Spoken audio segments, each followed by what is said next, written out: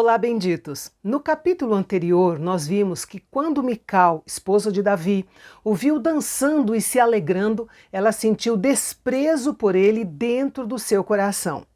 Mas, ao que parece, o que incomodou Mical foi o fato de Davi ter deixado de lado suas vestes reais e passar a se comportar como um homem comum, se expondo daquela maneira. Mas enquanto Mical murmurava, a arca de Deus era colocada dentro da tenda preparada especialmente para ela, enquanto o povo se alegrava e festejava. Depois de tantos anos, desde que a arca havia sido capturada em batalha, finalmente ela estava de volta ao centro da consciência nacional de Israel. O emblema da presença e da glória de Deus era colocado em seu devido lugar, na capital do reino de Israel, Jerusalém. Davi então ofereceu holocaustos e ofertas pacíficas. Os holocaustos eram um ato de consagração e as ofertas pacíficas eram um ato de comunhão. Aquele foi um dia de grande consagração e comunhão entre Deus e o seu povo. Esses sacrifícios eram uma parte importante da cerimônia e apontavam para Cristo, que tem o poder de libertar o homem da maldição do pecado, purificá-lo e levá-lo de volta à comunhão com Deus. Aquele também foi um dia de muita fartura de comida. A maior parte da carne oferecida ao Senhor era comida pelo próprio povo.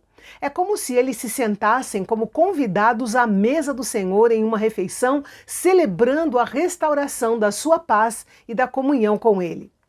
No final daquele dia maravilhoso, Davi instituiu uma celebração duradoura de adoração a Deus em comemoração pela Arca da Aliança. Não seria mais uma comemoração de um dia, mas um ministério contínuo diante de Deus com atos de adoração e louvor. Davi nomeou levitas para esse novo ministério. Entre eles estavam Asaf e Obed-edom. Essa atitude marcou um avanço significativo na história da adoração em Israel. Seus arranjos musicais anteriores foram planejados para apenas uma ocasião, mas a partir daquele dia haveria um serviço contínuo de louvor e adoração diante de Deus. Aqueles levitas iriam simplesmente lembrar das grandes obras de Deus, que é uma parte importante e muitas vezes negligenciada da vida cristã. Charles Spurgeon, em seu sermão The Recorders, mencionou várias maneiras pelas quais podemos nos ajudar a lembrar dos grandes feitos de Deus. Ele disse: faça um registro do que Deus faz, mantendo um diário escrito. Louve a Deus no momento exato em que você receber uma bênção. Separe um tempo para meditar nas coisas boas que Deus tem feito. Fale sobre a misericórdia de Deus para outras pessoas com mais frequência. Use tudo ao seu redor como lembretes da bondade de Deus. O fato é que não falamos suficientemente sobre Deus. Falamos sobre sermões, detalhes de adoração e organização da igreja, discutimos sobre homens, métodos e igrejas, mas nossa conversa em casa e nas reuniões de cristãos para fins sociais, muito raramente falamos sobre as maravilhosas obras de Deus. Alguns chegam a divulgar mais os feitos do diabo do que as maravilhosas obras de Deus. Davi também encarregou, pela primeira vez, Asaf e seus irmãos para celebrarem ao Senhor com hinos. O salmo de louvor que é registrado a seguir é uma composição dos salmos 105, 96 e 106.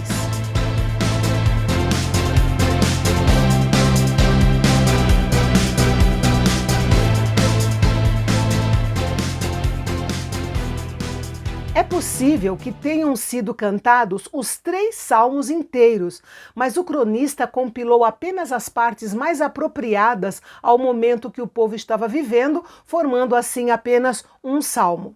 Este salmo não aparece no capítulo paralelo de 2 Samuel 6, mas o cronista fez questão de registrá-lo por conter uma mensagem muito significativa para os recém-chegados do cativeiro. Especialmente no versículo 35, as palavras tinham relevância especial para os exilados. Eles não apenas teriam confiança na capacidade de Deus de reunir e libertar, mas também seriam motivados a dar graças e triunfar em seu louvor. Depois disso, Davi autenticou o ofício de Asaf e seus irmãos diante da Arca da Aliança. Isso enfatiza o que já havia sido designado anteriormente nos versículos 4 a 7, quando Davi planejou que aquele dia fosse mais do que um dia espetacular. Ele instituiu serviço e adoração contínuos diante da Arca da Aliança em seu novo local em Jerusalém.